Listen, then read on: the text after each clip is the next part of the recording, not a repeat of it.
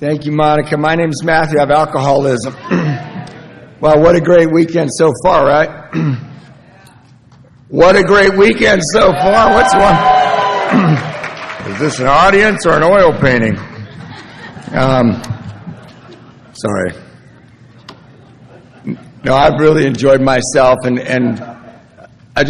there's so many people I love and respect here, so many people that are giants in my life that they probably don't know it, and I should probably say it more often, but I've listened from the very beginning, with Danny and Paul and Gail. I just love Gail so much, and Billy and Don and Tom, Father Tom, and this is a spiritual community, and one of the profound pieces of evidence that this is a spiritual community is our currency here is our experience. And I love that because we don't care what you do for a living. Father Tom always lets the cat out of the bag with the little collar.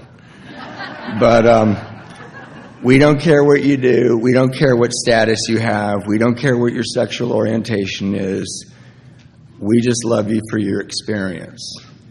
And I know it's a spiritual thing because in the material world, like my son is 25. He totaled his car. It wasn't his fault this time. And he needed help buying a new car, so I gave him $3,000. And after I gave him $3,000, I had $3,000 less. But when you share your experience, your currency with me, we both get enriched. And I don't know how that happens. That's the difference between material and spiritual. I don't know how that happens, but it happens. And it leads right into this step. It's a beautiful thing to be able to speak on step 3 because we have a 3-pronged disease, right? We have a physical, mental, and spiritual malady. And we've talked a lot about the obsession of the mind and the allergy. And now we're moving in. Don did a great job last night moving into the God stuff, right? And that spiritual stuff. And the reason I asked Monica to read that part of the big book in step 3 is because it's, just the one sentence is the alcoholic is an extreme example of self-will run riot. We're good at when we're an example. We're the best examples. And we're an extreme example of self-will run riot. If you want to know what it looks like, go look at an alcoholic, Like the zoo analogy that Tom used, right? They should keep one of us in a zoo. We could rotate for.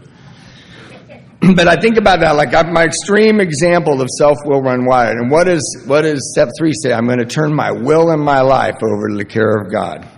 These are polar opposites, right? And honestly, I'm 30 years sober. My sobriety date's May 16th, 1993. And I look at my whole sobriety as sort of a meter between those two opposites, right? And sometimes I'm better than others. But I love that it's a surrender step. And somebody came up to me not long ago and said, Bill never used the word surrender. It's like, that's okay. It's turning your will and your life over sounds like surrender to me. But one of the definitions of surrender that I love the most is to yield to the power. That's in the dictionary.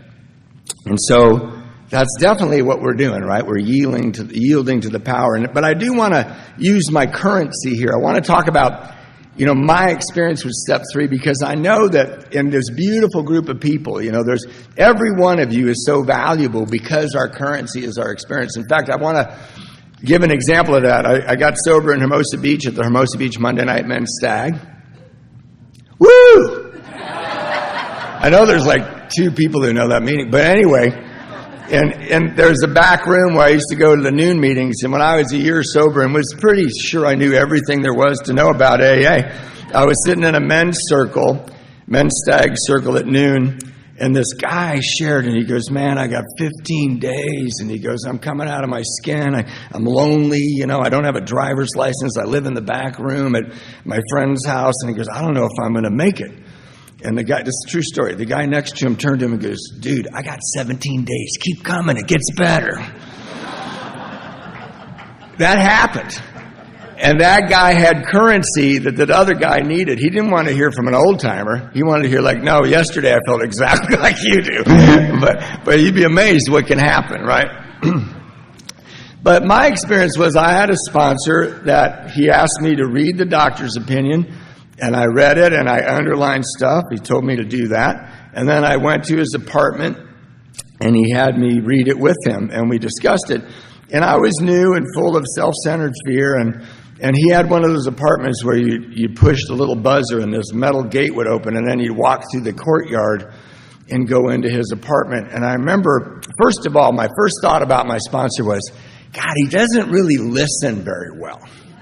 You know, he's always talking, or we're reading. Yeah. But I had a lot of problems, you know, like I'll paint the picture. When I did my third step formally with my sponsor, I lived with my parents. I was 31 years old. I had a baby that was born the day I got sober with a woman I didn't love who was, well, she was not a woman, she was a girl. She was 18 and I was 31. Pause to hate me, it's okay. See, that's one of the liberties of speaking at an AA meeting. I don't care what you think of me. I don't care. Yeah. I'm in an AA meeting. I'm not running for Congress, you know. So anyway, now that we've moved past that, I'm living in my mom's and dad's house. My mom's dying of cancer. I can't get a decent job. I got a terrible car. I'm trying to pay child support because my sponsor said I should. And I'm just living this sort of animalistic life, you know, like foraging and eating and foraging some more. I'm reading this book, and I go over to his house and go, I think I owe the IRS a lot of money. And he goes, I think we're on page 10. I'm like, can you not hear me? You know, it's like, Anna doesn't want to let me see Phoebe because she says I'm just a sober jerk. And he said, wow, did you read the doctor's opinion? I think, isn't that where I left it? I'm like, this guy's stupid. Like, I need a much smarter sponsor because I'm an intellectual. And I do have 2 degrees, but I smoke so much pot I have no idea what I learned. It's on my diploma. It says I think I went to Chico State. So, but anyway, Monday Night Men's Stag doesn't get a shout out, but Chico State, Party School of the Century. I thought Stateline was the good people. You know.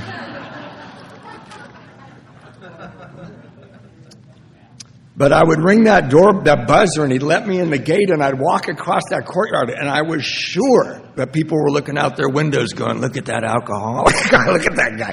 Because it's like, I love that. If you're new and you walk into an AA meeting, I was deluded for a whole year.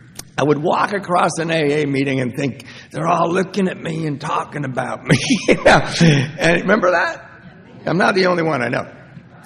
So I'd think that, and then after a while I go, these people might be the most self-centered people I've ever met in my life. They might be resting their eyes on me while they self-obsess. But so just so you know, if you're new, if someone's looking at you and thinking about you, that's actually good news. That's profound recovery on their part. So go with it. Go talk to them. But I didn't know that walking across that courtyard that I was in bondage. I didn't know that I was driven by fear. I just knew this guy doesn't understand my pressing problems, and I'm reading this archaic book that makes no sense. And I have a degree in literature. Laughing at me. It's from Chico State. It's like, whatever. So I go to his apartment the day we're going to work the third step, and he had this, table and this Formica floor in his kitchen, and we get to the prayer, we read the whole thing. I remember the part where it said, you will have a new employer. I go, that'd be awesome. I don't have an employer.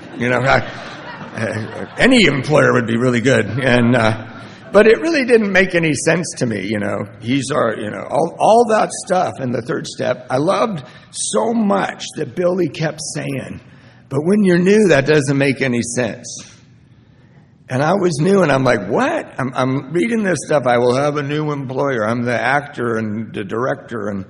And so he gets to the prayer, and he goes, okay, we're going to get down on our knees, and I'm going to hold your hands, and I'm going to say the prayer, and you're going to say a part of the prayer. You're going to repeat that part, and then you're going to say, I'm going to say more. And I'm like, no, we're not. Yeah, it's like, I suddenly realized I'd asked Jeffrey Dahmer to be my sponsor. And I'm not. I'm in an apartment with a locked gate. I can't get out.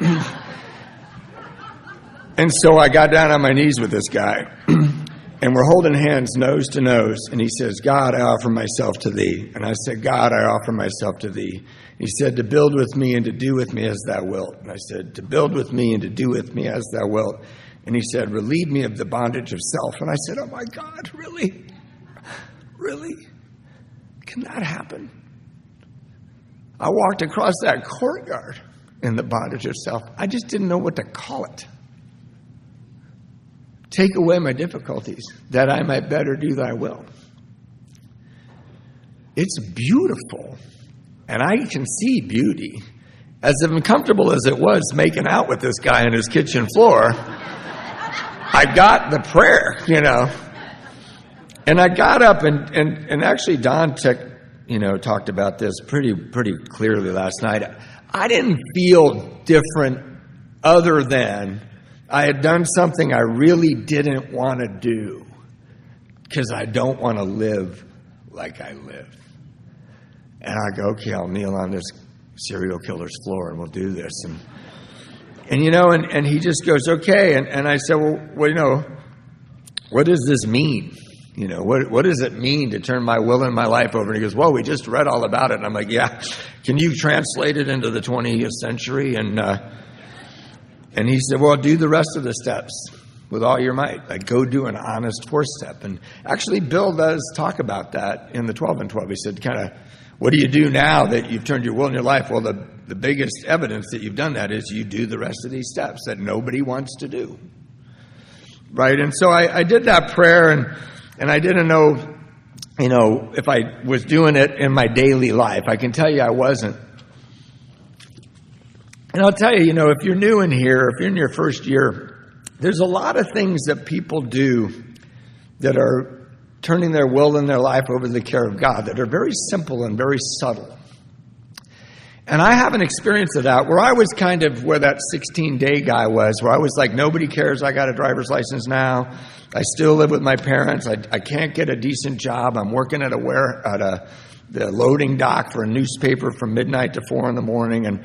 And I went to a Starbucks in this kind of funky, self-pitying state, but I thought I was just looking reality in the eyes. And I shouldn't have gone to Starbucks. Coffee isn't really $5 on the open market, but I didn't have the money for Starbucks, but I went anyway because I just was in a bad place. And I paid for my whatever, mocha, whatever, non-fat, whatever thing. And they asked my name. And I walked over to the other side, and I'm looking around, I'm looking at my shoes, and my cup comes up. And it said, your name's Matthew, and you have 90 days. And I looked over, and the barrister was a guy, I didn't even know his name. He sat in the corner at my home group, and he waved at me.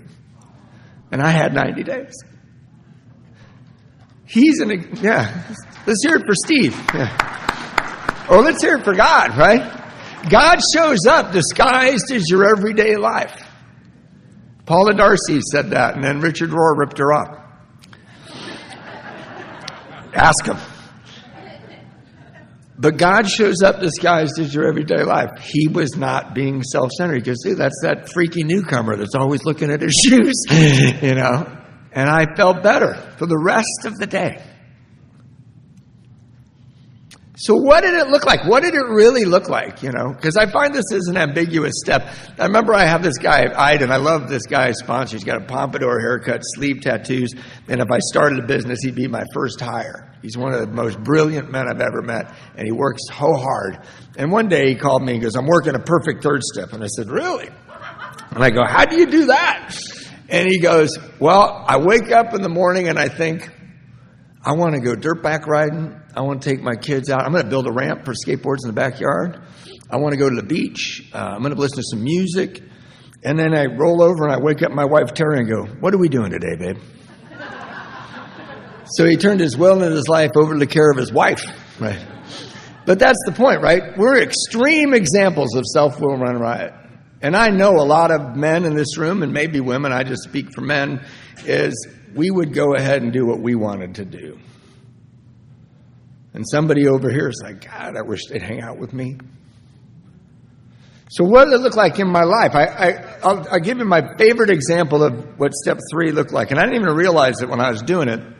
But my brother 12-stepped me like really beautifully, really artfully, and I owe him my life. And it's sad because my brother's drinking again after 20 years. He's been drinking for almost 20 years. But anyway, he 12-stepped me, and he had this little company, a little air freight company, and he let me be a driver during the day sometimes for one of his subcontractors. And he goes, "Hey, Matthew, I think I got a job for you. I think I got a guy who would interview you, and it's a salaried position." And, I'm not kidding. I'm living in my back parents' house. I got one pair of shoes. I got brown hush puppy shoes. And I got the clothes that I snuck out of the party that was happening at my house when I came back from rehab, which was weird because I lived there by myself. Big party there, and I didn't know anybody. But they broke in, and so I'm really living, in rags. And so I go to this guy. It's a warehouse job, but it's a salaried management job. And I interview with him, and I killed it. I was just very relaxed. I've been doing my steps. I've been going to meetings every night and trying to be kind to my mother and my father and just trying to practice what you're showing me and feeling awkward and alien like almost the whole time. And I go in there, and I just knew what to say. I was like magical. It says in the second step, it was unexpectedly transformed. Like it was just easy. So the guy goes, I don't think I'm going to interview anybody else. I think you're the guy. And I go, man, I would sure love it. And he said, yeah, I'm going to give you a salary. And the salary he named, I could move out from my parents' house. I could up my child support by 60%. I could get an apartment. I could get a car that when you turn the key, it starts. I had one of those. It's like the roulette wheel. Sometimes. And, it was that kind of life. So I drove right to my brother's office. He's right down the street. And I said, hey, I got the job. And he goes, that's amazing. I can't believe it. And I go, I know, I'm going to make a salary. I think I can move out of mom's and dad's house. I can pay Anna more money for Phoebe. And he goes, great. When do you start? And I go, Monday night at 6. And he said, what? I said, Monday night at 6 p.m. And he goes, what are you talking about? I go, well, it's like a 6 to 2. It's like a swing shift management, warehouse manager job. And he goes, is it 6 to 2 every night? And I go, yeah. And he goes, you can't take that job. I said, what do you mean? And he said, well, you go to the Monday night men's stag, then you go to the Tuesday night surf and sand step study, then you go to the Wednesday night participation meeting, then you go to the Thursday night meditation meeting. And I go, dude, there's 10 million meetings. And he goes, but you got a foundation in recovery, and you're 9 months sober. He said, you can't take that job. Now, I've often had perspective into my brother's insanity. And I can see, he's a little off. He's a little enthusiastic about this thing, and I'm going to go get better advice. And I go home to my parents' house, and it's the Monday meeting, so I got all ready, and I went to see, I'm standing outside, my sponsor's out there. I go, hey, I got that job. He goes, man, I had a good feeling about that. He goes, when do you start? I go, next Monday at 6 p.m. And he said, you can't take that job. And I didn't. And that's step 3. Do you know how hard it was a week later to walk into that loading dock at midnight and know I could be making tens of thousands of dollars more if I didn't listen to these crazy AA people? But it says in the big book and in the 12 and 12 over and over, Bill says different things about what is it, what ego, what fear, what arrogance, intellectualism is blocking us from the sunlight of the Spirit. What is blocking us from the grace of God? And my experience is when you surrender, you get grace. I've seen it. I could give you 10,000 examples, but what's even better, I don't know how many hundreds of people are in there. You all have your examples. You're sitting here. So a whole lot of grace has already happened. I just know it like I know my eyes are green, right? And you get this grace. And what happened to me is it was third step related. About 3 months later, I'm at this, sitting at this meeting. My sponsor's out front smoking a cigar. And I said, hey, I'm saying that prayer, relieve me of the bondage of self. And he smoked cigars, and it's like the smoke's in his eyes, and he's squinting through the smoke, and he's like, what?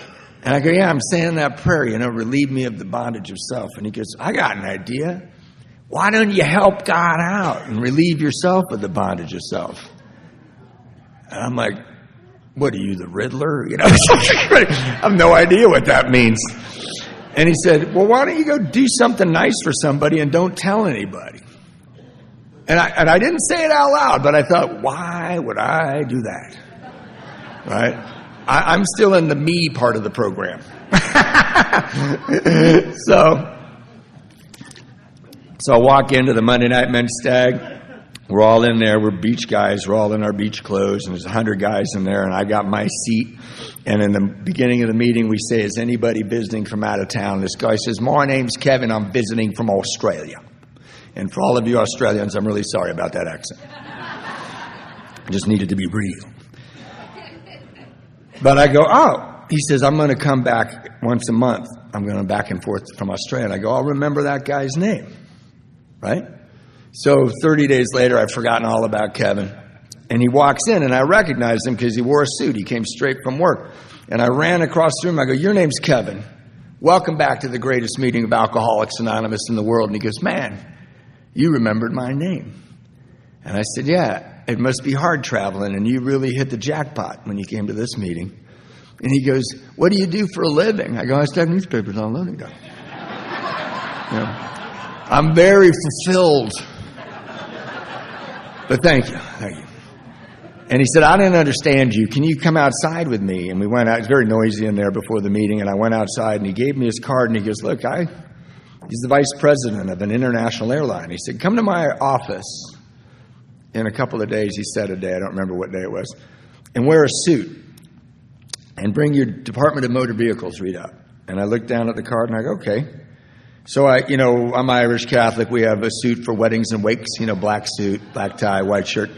So, but I got brown hush puppy shoes, That's how I'm going to the dance, And so I get all ready with my mom, finding my suit at my house with my parents, all filled with, manly confidence. And I drive down to the airport. And he's got this beautiful office on Century Boulevard, and I go up to the office, and I knock on the door. He opens the door, and he looks at my shoes, and he bursts out laughing. Right? So my shoes are like 4 inches bigger now. Yeah. And he says, hey, I need you to talk to the head of human resources. Her name's Sarah, and this unbelievably beautiful woman from Japan, or Hawaiian and Japanese, floats across the room. And then she looks at my shoes, and she stops floating. And now I got red clown shoes on. I'm like, I want a job. And I got no idea why I'm in this place. I'm like, there's no place like home. There's no place like home here. And Kevin kind of laughs to himself, and he sends me into her office, and I'm sitting in her office, and she's looking at my Department of Motor Vehicles record where I got arrested 3 times for 1 DUI. I don't need to commit multiple crimes. I just, I don't pay fines, and I drop cigarettes on my lap and run stop signs, and they take them. I got warrants, and I'm very talented. And she's not asking me any interview questions. She's just looking at this disaster. I got a hole in my resume. I went on tour with a band for 12 years. It's like, what happened between college and your crappy jobs? And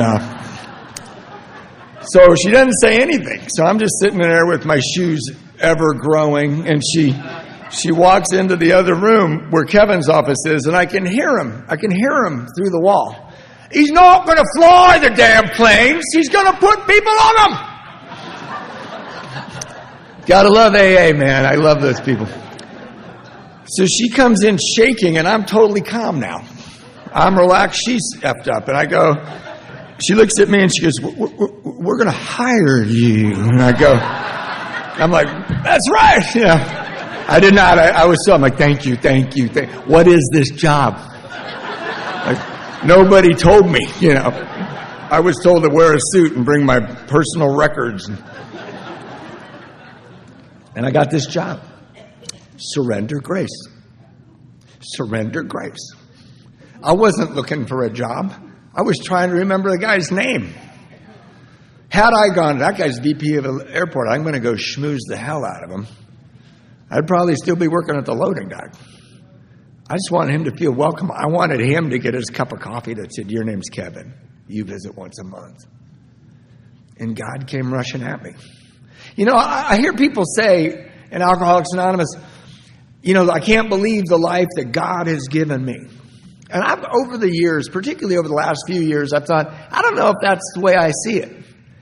I'm so glad to be present for the love that's been trying to get to me. I'm present for the life that's been trying to get to me. I'm the guy that sits at the dessert table. I just eat dessert. And I get sick and I got to go throw up. And then I come back and there's all this healthy food. And I'm like, is there any more cheesecake? You know. And these steps and this relief from the bondage of self that all the rest of the steps are designed to help you do made me hunger for something different. Made me available for something different. You know, so I get this job. Surrender. Grace. And I'm such a dork at the job. I'm like working on the computer and the guy next to me is going, this job is hell, man. And I'm like, this job isn't hell. I've been to hell. This is freaking awesome, man. And they gave me a suit. And I'm checking people in and I'm meeting interesting people and I got promoted. And one day I got a guitar and I was really in that place, you know, that place of loneliness because I got this beautiful brand new Taylor Dan Curry single cutaway guitar.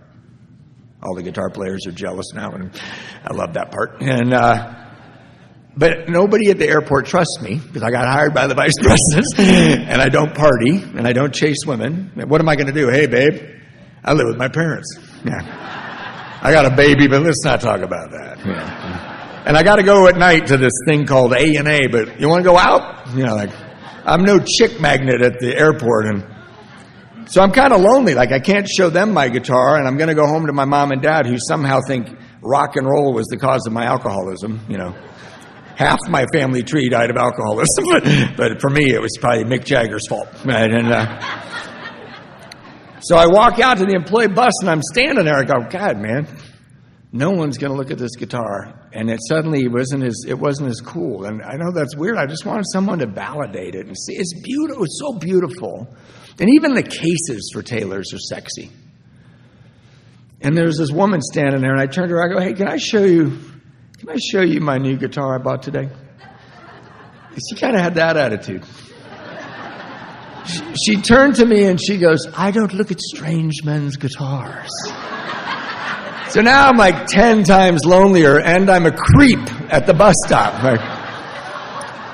So I go, okay, that's fine. And I'm not hitting on you. You wouldn't go out with me. And we get on the bus, and she's kind of pushed against me. So now she's nervous, and I'm like, feel like an idiot. But she had a book in her hand called Surprised by Joy, and I have a degree in religious studies, and that's one of the great books about Christianity. And I said, hey, I've read that book because I wanted her to chill out. And she looks up at me with this beautiful British accent. She goes, cut to the chase. Do you believe in God? And I said, God saved my life, you know. And like Gomer Pyle or something, you know. And she goes, oh, well, I don't know if I believe in God. And all the blood drained out of her face. She's like, Jesus Christ, what is with this guy? And I'm like, oh, God, Matthew, calm down. So I go, well, tell me about that. And she goes, well, I don't think I believe in God. And we had this really lovely conversation about God. And all I remember is at the end of it, when the bus stopped, 20 minutes is the bus ride, I said, I don't know anybody that would believe in the God that you don't believe in. But the God I believe in is just obvious in my life. And I got off the bus with her, and I started to walk away, but she just felt so, there's just something between us that was still. And I walked back, and I said, hey, do you want to have dinner sometime? And she goes, oh, right, look at my guitar. I read that. You know, bleh. Whatever else she said was lost on me. And I remember, you know, I'd come a long way because I said, you know, I think no is a complete answer. And I could tell that kind of impressed her. She sort of leaned back and she goes, okay, no. Now, I'm not bold and confident with women, but I remember saying to her, I think we're missing something. And I left, and I got in my crappy car and hoped she didn't see me barely make it out of the parking lot, And then I got home to my mom and my dad. My mom's dying of cancer in the other room. My dad's waiting up for me, and I come in, and he goes, "How's it going?" And I go, "I met this girl, and she felt like home." And he said, I told him the story, and he goes, "Son, that's not over." And I go, ooh, you didn't hear her. Yeah. Maybe I didn't emphasize that enough. I want to hurry this up. And the next day I went to the airport and I went to the bus stop at night. And she came up behind me and she said, "I'm sorry, I think I was rude last night." I said, "That's okay." She goes, "I'm not going to go out with you." I said, "Yeah, you've been really clear about that." And she said, "But I'll have coffee with you if you'll miss this bus." I said, "Okay." And we missed all the buses. And we've been married for 28 years now. Bam, bam, bam, bam! That's right. She proposed to me 17 days after that bus stop. Yeah, I know. You're like, you're crazy. 28 years. If any of my 3 daughters came up and said, "I met this guy and we got engaged in 17 days, I'm like, "Oh, no, you did not." Surrender, grace, love. Surrender, grace, love. I remembered a guy's name and it changed the direction of my life. It's that simple. I am an extreme example of self-will run riot. I remembered a guy's name. I'm not over here abandoning myself to God. I remembered a guy's name. And it's just like the second step. It doesn't say we're forced to make a pledge. It says we came to believe. And you build this faith, you build this desire to throw it all out there and see what happens through the experience of it. Trust us. Bob and I were talking at lunch the other day how the intellectual who won't believe in God and can't stop drinking, it's like they're standing there looking at you going, "Yeah, I'm really sorry you duped yourself into a happy, productive life. I feel bad for you. Yeah, I'm getting evicted now. I got to go." So I have this amazing life, and I'm trying to do these things. And a lot of practicing the third step in reality is going and doing things, right? My sponsor told me, pray with actions. Go relieve yourself of the bondage of self, right? And then one day, 7 years into our marriage, I came in and my wife's bouncing across the floor having a stroke. My beautiful Philippa, the most elegant person I've ever met, is distorted and disabled forever. It was 21 years ago.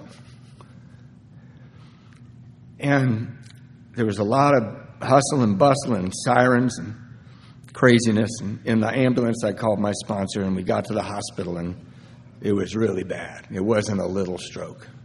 It was a tear in the interior wall of her carotid artery. She was 38 years old.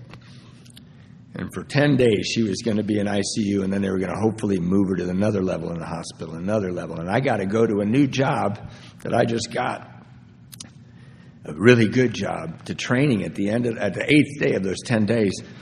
And they kicked me out of ICU, so I got a hotel room where I could see into her room. I was so afraid she was going to die. And about day 6, I went down, and Bill was downstairs in the waiting room, and I said, "Bill, I don't think I can go to training at my new job." And he goes, "Why not?" I said, "Pip's in ICU." And he goes, "Oh, are you going to visit her?" I go, "What are you talking about?" And he goes, "Son, you just lost half your income. Philip is never going to work again. Do you want to go and skip training because you're the new guy with problems? Or do you want to go to training and not mention this thing that happened and let us take care of this?" And again, I was like, he must go to that same school my brother goes to, the slightly off, overly enthusiastic people. And I went up and sat next to my wife, and we're running out of stuff to talk about. She's been laying in the hospital for 5 days. And I said, "Hey, Bill said I should go to training, but he's crazy, and I'm going to call him." And she said, "Wait, what did Bill say?" And I told him exactly what he said, and she said, "He loves us. And he has no agenda here but our well-being. You should go." And I went. And that's step 3. I had every perfect reason not to go. I could rationalize, tell myself rational lies, so I didn't have to go. But I went, and I didn't like it. I did really well in school. I was training for cardiology, and I would go back up to my hotel room, and I wouldn't take my clothes off at night because I felt like if I took my clothes off, my wife's going to die. I don't know why I thought that. I just thought if I get in my pajamas, if I surrender to the night, if I say I'm sleeping now, I'm not on watch. I don't know why I thought that, but I did. I had to do the laundry over and over in that hotel because I slept in my clothes. And I called and called and called. And I got back, and 78 people had visited my wife in 3 weeks. Not 8 people 10 times. 78 people from Alcoholics Anonymous surrender. Grace. Love. Grace is just the doorway. And I can't see grace because I'm in the bondage of self. What is self? Fear. Fear, 100 forms of fear. After a long time, I was driving down the freeway. I think Pip was disabled like 6 months. I got a 1-year-old, a 4-year-old, and a 7-year-old. Got this new job, and I'm having a panic attack. I'm starting to realize my wife's going to wake up screaming and hobble away.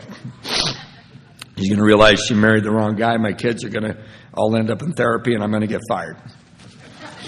And I'm on the 710 freeway. I'm not even halfway to work yet. So I called Bill. Bill can't talk to me, so I called Jay, and I tell Jay, my grand sponsor, but I'm a terrible guy, I'm an awful husband, I'm an awful dad, I'm a terrible employee, I'm a phony, I'm a phony, I'm a phony. And he starts laughing. And he goes, let's just pretend for just a minute that you're not in charge. And then I started laughing. And he goes, you know what, Matthew, fear is the false belief that you won't have the resources you need to meet the challenges of the present moment. And he said, you know it's a false belief because you're 41 years old. So for 41 years, you've had the resources you needed at the present moment. I'll never forget that. Fear is the false belief I won't have the resources I need to meet the challenges of the present moment. And then later on, I read a book about, Bo Lazoff wrote this book, a beautiful book. And then he talks about fear, and he talks about the coal miner that goes down into the mine. And then my wife is from Wales. There's a lot of coal mines, and she could relate to this. And they have big beams on their helmets. And they go down to the coal mine, and there's danger, like deep in there. And there's danger as they go farther. There's potential danger behind them. But they have light where they are, so they have the information they need to react to whatever's coming up. So they're not afraid. And that's what life's like. Like, we don't drive to Vegas at night with our high beams on and go, yeah, but just beyond that light is a terrible, awful thing. We don't do that in our cars, but we do that in our heads. Or I do. So I've always, being in love with someone who's really disabled is a really profound daily experience of powerlessness. I can't fix her, and she doesn't want fixing. She wants companionship. She wants to be heard. In fact, if you see my wife and you go up and try to help her, God help you. Yeah, she says, she's okay. I have to, I used to say I'm the caregiver, but that's such BS, man. She gives the care. I do everything that takes 2 arms and 2 legs.